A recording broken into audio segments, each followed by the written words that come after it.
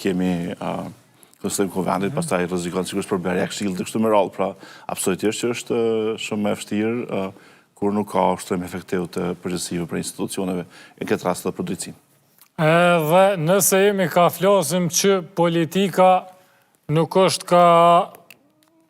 merret direkt, kemi folë shumë për do prej konflikteve, kemi folë 2-3 intervista me ju, edhe në këtë studio edhe jashtë, do konflikteve që politika dhe sistemi i drejtësisë i kanë. I mrami ishte ky një vendimi i sotëm, u lirun 4 serb të arrestuar muajin e kaluar në Gjakov. Tash,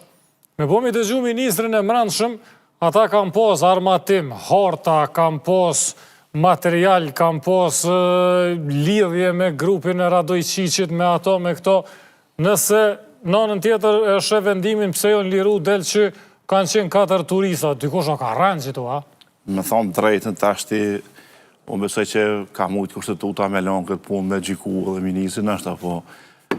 duket që përgjësit janë shumë qarta dhe në rastin konkret ka një vendim të Gjykatës Supreme që absolutisht ne besojmë thellësisht që është vendimi i duhur. Këtë rast e bjen që ndoshta do të duhet ta vjen të keq për vendimin e gabuar të Gjykatës Shkallës Parë, megjithatë faktor do të thonë ta themi të shtruar në kohë urgjente, mund të diktojnë një vendim të gabuar Shkallës Parë, por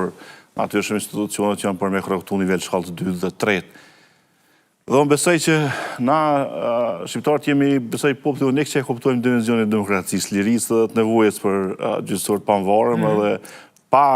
ndikime në vendimmarrje. Prandaj konteksti është shumë i thjeshtë, gjykata dën fakte dhe prova për vendimmarrje, krejt të tjera që janë jashtë letrave dhe është fakte të provume, janë çështje që mund të diskutohen edhe mund të konsumohen për publikut, por vendimmarrja e gjykatës është vendim i gjykatës dhe ne besojmë që është i duhur dhe i drejti. Absolutisht, pa u shumë në specifikat e çështjes, ne besojmë që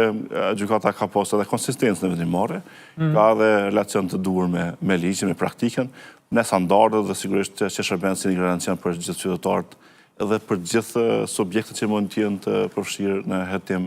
pa marrë parasysh.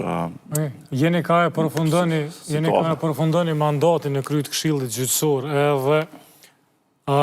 bile mandati dytë mos gabofsha. A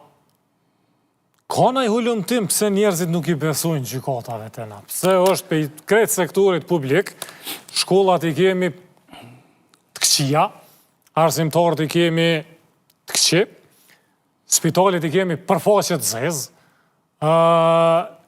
kuvendin peshëllëve të çfarë e kemi, edhe prap gjykata është tukë, besimi ma i ulët.